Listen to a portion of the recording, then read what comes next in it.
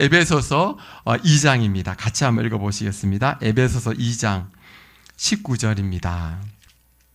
제가 가지고 있는 성경 311페이지 정도에 있습니다. 신약성경 에베소서 2장 19절 311페이지 정도에 있습니다. 신약성경 311페이지 에베소서 2장 19절입니다. 같이 한 목소리로 한 절 말씀입니다. 읽겠습니다. 그러므로 이제부터 너희는 외인도 아니요 나그네도 아니요 오직 성도들과 동일한 시민이요 하나님의 권속이라. 아멘. 사도행전 말씀이 또 있습니다. 요거와 연관된 말씀인데 사도행전 2장 42절에서 마지막 47절까지 신약성경 190페이지 정도에 있습니다. 190페이지 사도행전 2장 42절에서 47절입니다. 같이 읽겠습니다. 그들이 사도의 가르침을 받아 서로 교제하고 떡을 떼며 오로지 기도하기를 힘쓰니라. 사람마다 두려워하는데 사도들로 말미암아 기사와 표적이 많이 나타나니 믿는 사람이 다 함께 있어 모든 물건을 서로 통용하고 또 재산과 소유를 팔아 각 사람의 필요를 따라 나눠주며 날마다 마음을 같이하여 성전에 모이기를 힘쓰고 집에서 떡을 떼며 기쁨과 순전한 마음으로 음식을 먹고 하나님을 찬미하며 또 온 백성에게 친송을 받으니 주께서 구원받는 사람을 날마다 더하게 하시니라. 아멘. 요즘 뜨는 이제 그 유튜브 하나가 장사의 신인데 혹시 보신 적이 있으실 수도 있습니다. 이분이 이름이 이제 은현장이라는 분입니다. 이분이 이제 17살 때 장사를 시작했습니다. 굉장히 청소년 시기에 돈을 벌고 싶어가지고 그래서 돈을 좀 모았는데 나중에 군대 가서 돌아와서 22살 때 곱창집을 합니다. 그리고는 이게 대박이 나가지고 나중에는 이제 그 치킨집을 해가지고 나중에 또 이것도 대박이 나서 프랜차이즈로 이제 성장을 합니다. 그래서 굉장히 많은 그 이제 지점을 두고 그런데 몸이 이제 나중에 아파옵니다. 이 사업은 굉장히 잘 되는데 몸이 아프고 막 그러니까 안 되겠다 싶어가지고 이제 이걸 다 팔아요. 그래서 몇백억이라는 엄청난 돈을 이제 자금을 이제 가지고 이제 있게 되어지는데 문제는 뭐냐면은 몸이 아프고 또 마음이 허탈한 거예요. 돈은 있는데 너무 마음이 허탈하고 공허해가지고. 그런데 이분이 이제 자기처럼 자영업을 하는데 굉장히 어려움을 당하는 분들이 너무 많다는 걸 알게 됩니다. 특별히 코로나 때문에. 그래서 이분들을 자기가 이제까지 성공한 이제 그런 스토리가 있으니까 이분들을 도와주고 싶어가지고 자기는 이미 먹고 살 만한 돈이 있으니까 장사는 하지 아니하고 이 자영업자 중에 정말 어려워서 막 그냥 막 밑바닥에 그냥 기어다니는 그런 분들, 바닥을 치는 그런 분들에게 연락을 받고는 직접 찾아가서 이제 컨설팅을 해주는 거예요. 솔루션을 막 주는 거예요. 이렇게 하라고, 이렇게 개선하라고, 그러면 될 거라고. 그리고는 SNS를 통해 가지고 한 날 몇 시에 사람들을 초청하는 거예요. 자기가 돈을 내고. 그래서 그날에 막 유튜브를 보시면 알겠지만 인산인해를 막 이룹니다. 사람들이요 장사진을 막 줄이 막 저 끝까지 막 그 시간에 막 이걸 먹기 위해서 왜 무료이기 때문에. 그리고는 이제 그 음식을 맛보게 하는 거예요. 그리고는 자기가 돈을 이제 딱 결제를 하고, 그리고는 이것을 음식을 맛본 사람들이 집으로 돌아가서 그 음식의 맛을 봤기 때문에 다시 시키는 거예요. 그리고 이 유튜브를 통해서 많은 사람들이 이분을 도와줘야 되겠다 이래가지고 막 주문을 하는 거예요. 그래가지고 이 그 막 절망에 빠진 자영업자 식당들이 다시 회생을 하는 거예요. 그래서 제가 그걸 보면서 와, 어떻게 이런 공동체가 이렇게 만들어질 수 있을까?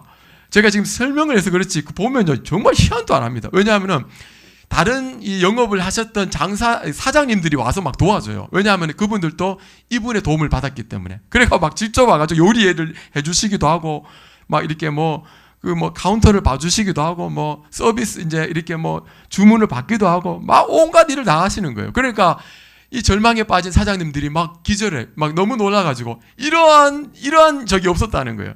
그리고는 그때부터 막 주문이 막 오는 거예요. 그래서 이분이 다시 회생을 하는. 그래서 제가 그걸 보면서 와, 진짜 대단하다. 어떤 이런 공동체가 있을까? 그런데 성도 여러분, 이 장사의 신에 나오는 그런 정말 기가 막힌 공동체가 이거보다 더 위대한 공동체가 있습니다. 그 공동체가 바로 교회인 줄 믿으시기 바랍니다. 예, 교회가 그렇습니다. 교회는 정말 놀라운 것입니다. 제가 지금 교회에 대해서 계속 말씀을 전하고 있습니다. 왜냐하면은 이 성경학교 주제가 교회가 좋아요도 하다 보니까 제가 이렇게 계속 이제 성도님과 나누고 싶은 말씀도 이거와 맞물려서 한번 교회가 어떤 곳인지를 나누고 싶었습니다. 교회는 예수 그리스도의 능력과 영광이 임하는 곳인 줄 믿으시기 바랍니다. 예. 그리고 또한 교회는 바로 하나님이 거하는 성전이 되어져 가는 곳입니다. 예, 성전이 되어가는 곳. 나 같은 사람이 어떻게 성전이 될 수 있겠습니까? 바로 예수님의 십자가의 공로 때문에 그 예수님의 하나님 은혜로 믿게 되어서 그것 때문에 저와 우리 성도님들이 다 하나님의 성전으로 되어가는 줄 믿으시기를 바랍니다. 예. 예수님을 믿으면요 정말 좋습니다. 왜냐하면은 제가 한번 5가지를 한번 이렇게 보여주고 싶습니다. 이것은 사형리에 나오는 건데 그 5가지입니다. 첫째는 예수님을 믿으면 그 예수님이 영으로 우리 안에 계십니다. 예. 그리고 예수님을 믿으면 내 모든 죄가 용서받습니다. 왜냐하면 예수님 때문에, 예수님이 십자가에서 내 죄를 십자가에서 보혈의 피로 씻어주셨기 때문에. 그리고 세 번째로는 예수님을 믿으면 하나님의 자녀가 됩니다. 예. 요한복음 1장 12절에 영접하는 자, 곧 그 이름을 믿는 자들에게는 하나님의 자녀가 되는 권세를 주셨으니, 예. 하나님의 자녀가 되는 방법은 착한 일을 하거나 도를 닦거나 철학을 해서는 안 됩니다. 종교를 가진다고 하나님 자녀가 되는 게 아닙니다. 오직 하나, 예수님을 나의 구주로, 나는 죄인이지만 나 같은 죄인을 위해서 죄가 없는 하나님의 아들이신 예수님이 나 때문에 십자가에서 피 흘려 죽으시고 부활하신 사실을 내가 믿을 때에, 바로 그분을 모실 때에 우리는 하나님의 백성이 되는 줄 믿으시기를 바랍니다. 네 번째로는 영원한 생명을 얻습니다. 요한복음 5장 24절에 내가 진실로 너에게 이르노니 내 말을 듣고 또 나 보내신 이를 믿는 자는 영생을 얻었고 심판에 이르지 아니하나니 사망에서 생명으로 옮겼느니라. 5번째는 하나님께서 예비하신 풍성한 새 삶을 살게 되어집니다.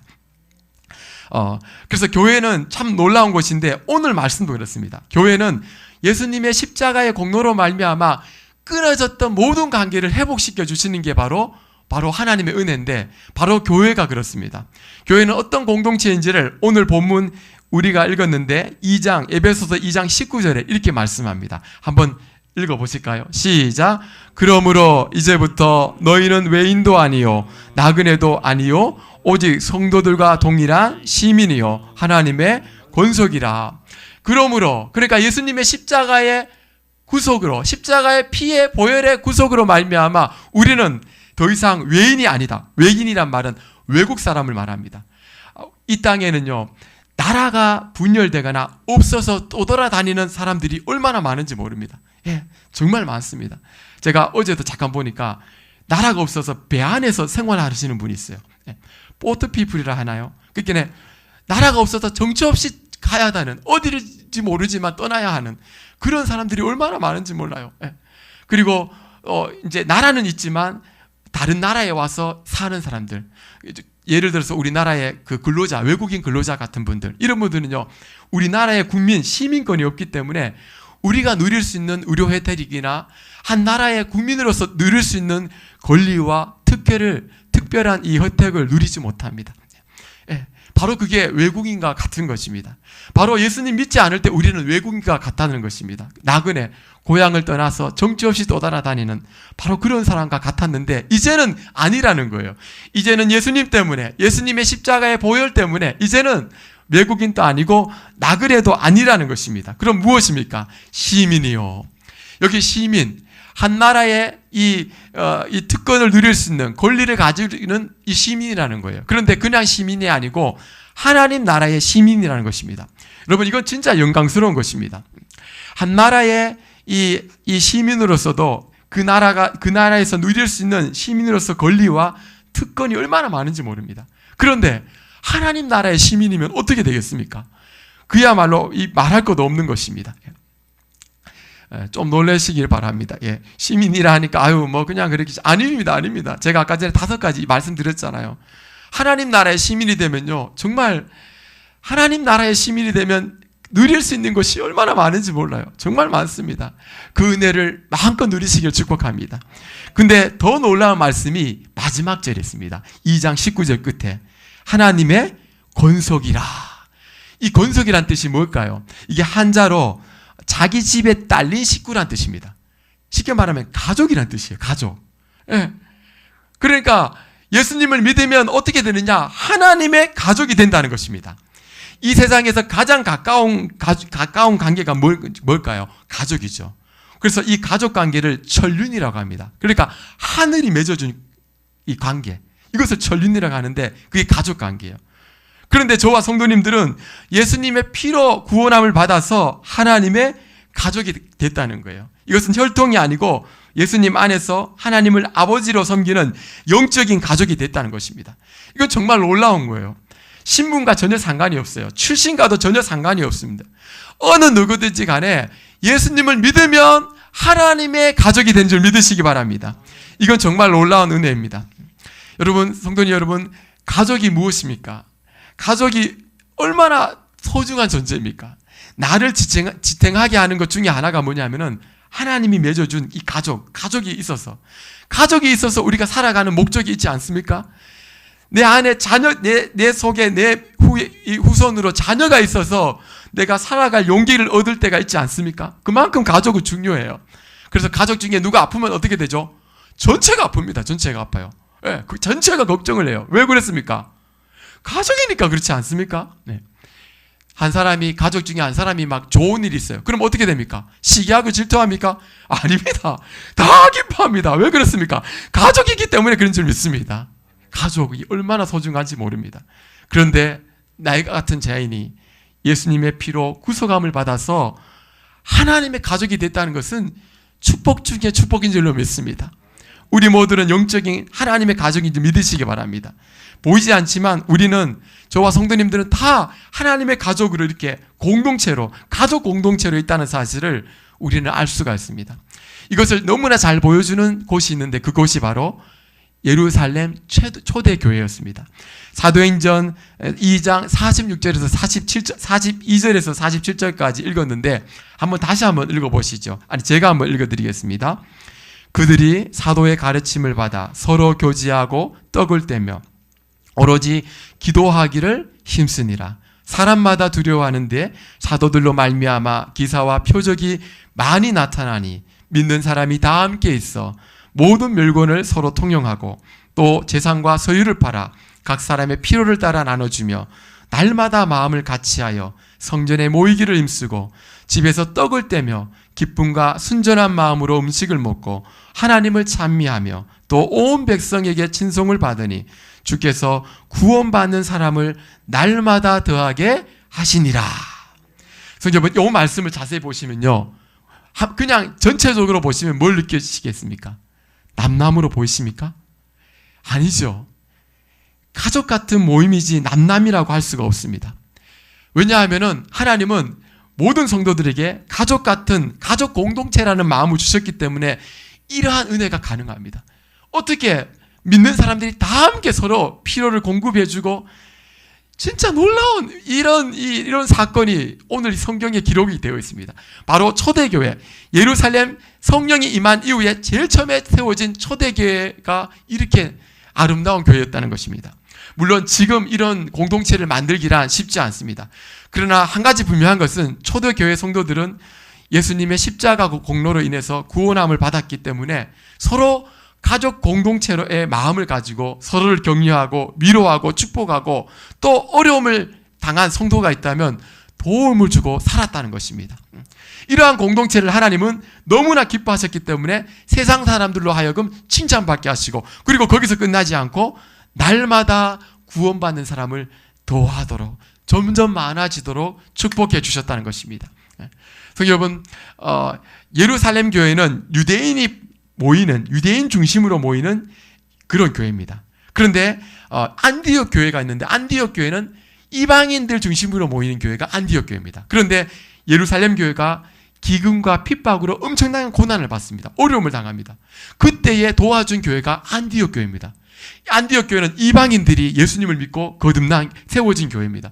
그런데도 불구하고 이 안디옥 교회가 유대인 교회인 예루살렘 교회를 도와주기 위해서 십시일반으로 헌금을 해서 도와줍니다. 어째 이게 가능합니까?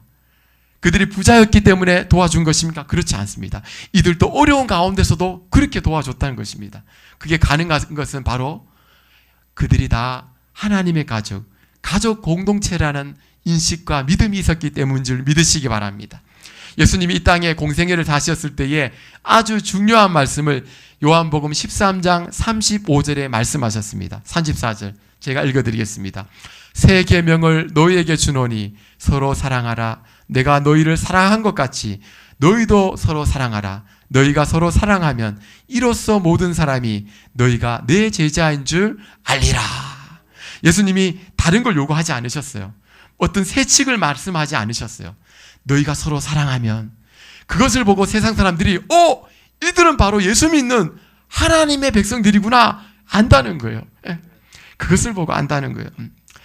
성경은 우리나라에는 컴펜션이라는 어린아이, 정말 어려운 어린아이들을 도와주는 컴펜션이라는 NGO 단체가 있습니다. 그런 NGO 단체 대표 목사님이 이제 서정인 목사님 이분입니다. 이분이 이제 간증하는 걸 제가 들었습니다. 이분이 한국에서 교수 생활을 할 때에 이제 어떤 학생이 이제 백혈병으로 굉장히 막 목숨이 위태로운 아이가 있다는 소식을 듣습니다. 학교에서. 그래서 그 지방에 있는 학교에 있는 그 아이를 돕기 위해서 그 소식을 듣고는 이 교수로 있었던 이 목사님과 학생들이 막 서로 돕는 거예요. 목사님이 막 적극적으로 여러분 이 아이를 우리가 도와줍시다. 얼굴도 이름도 모르지만 지방에 사는 그 아이를 돕기 위해서 우리가 골수를 기증하고 또 후원합시다. 그래가지고 목사님이 직접 골수를 기증하고 학생들도 덩달아서 이제 교수님이니까 덩달아서 후원을 했어요. 그리고는 이제 이렇게 시간이 좀 지났습니다. 그런데 이제 시간이 지나서 연락이 온 거예요. 바로 그렇게 등록을 했는데 이 아이와 맞는 골수가 목사님이라는 거예요. 목사님이라는 거예요. 어린 아이들을 돕기 위해서 전 세계를 돌아가면서 가난한 아이들을 도와주고 복음을 전해주고 이랬는데 그 소식을 듣고는 그러냐고 나와 똑같은 골수를 갖고 있다고 하니까 목사님이 골수를 이제 이렇게 이식을 한 거예요. 골수를 기증한 거예요. 근데 문제는 골수 이식이 장난이 아닌 거예요. 골수 이식이 어떻게 하는지 여러분 아시는지요? 주사기를요 척추 밑에 골반 쪽에 드릴로 구멍을 뚫을 거예요. 그 일주일 동안 주사기를 꼽는 거예요. 별로 안 놀라십니다만 굉장히 엄청나게 좀 무서운 것입니다. 그럼 막 뚫고 하니까 얼마나 힘들겠어요. 척추에다가 골수를 이제 이렇게 채취를 하는데 의사 선생님은 걱정하지 마세요.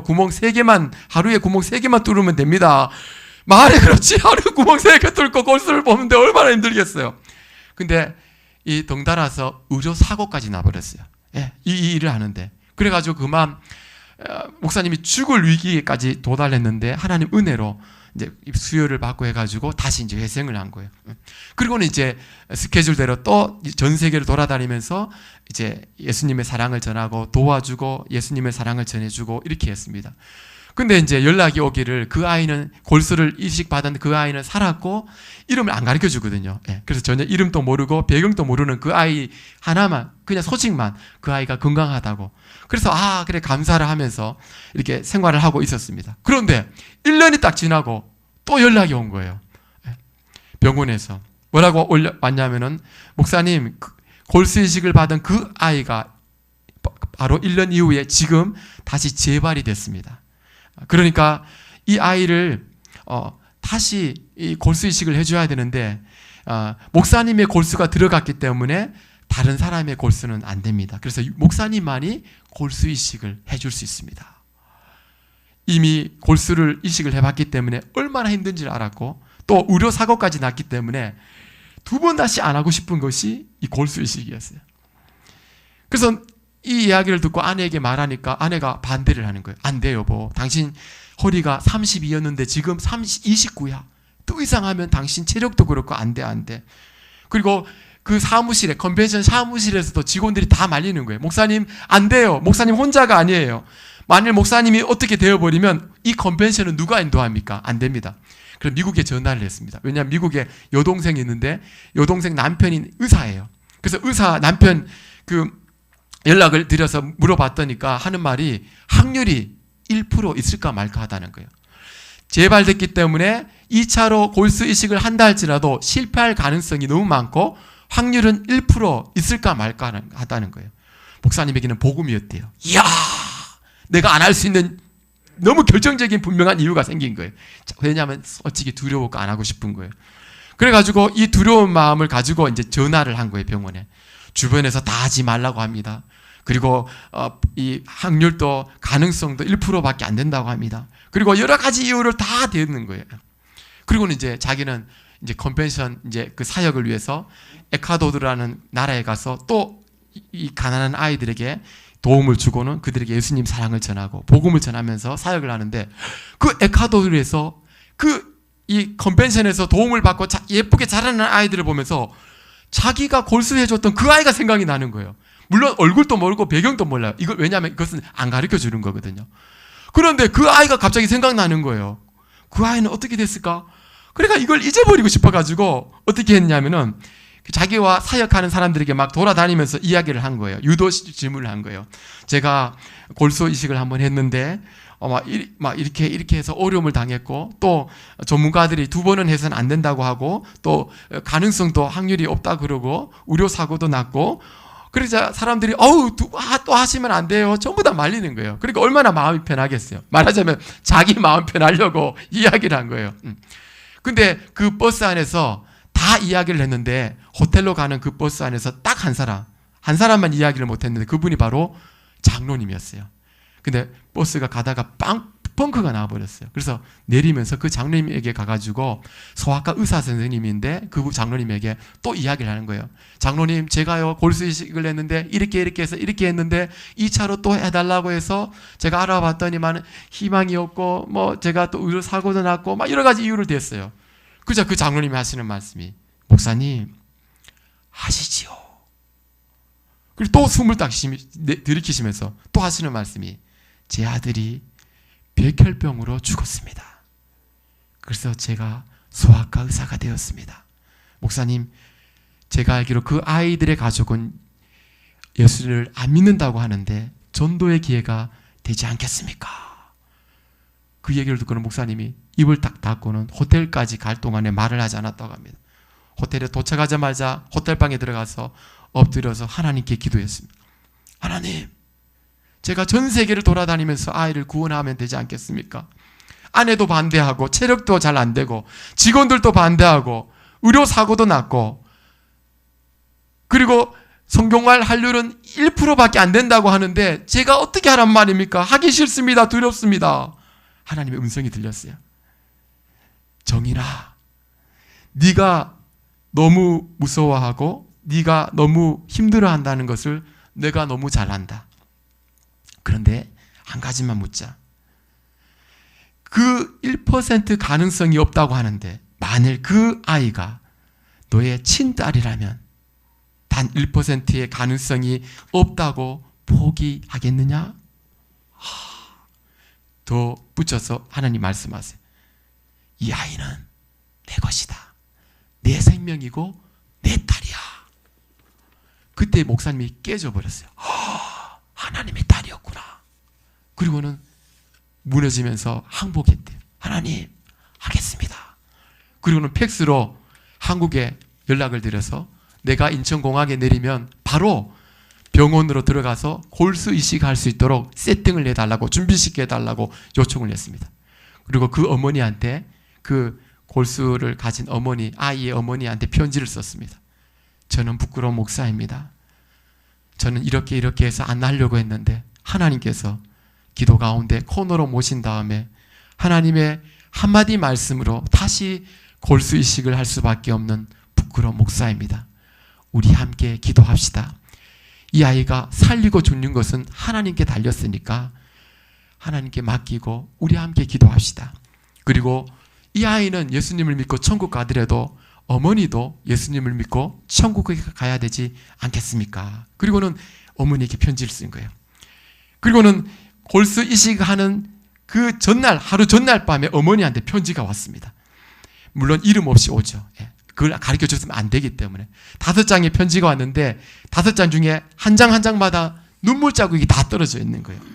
그리고 반복되는 말이 감사합니다. 고맙습니다. 애가 무병실 안에서 제 손도 못 잡아보고 고통스러워하는 아이를 보며 편지를 쓸 겨를이 없었습니다. 그런데 이렇게 해주시니 너무나 고맙습니다. 목사님이 얘기하시는 예수님을 나는 모르지만 붙잡고 같이 기도하겠습니다. 감사합니다. 여러분, 골수 이식을 할 때에 목사님이 그랬대요. 간호사한테 2배로 뽑아달라고.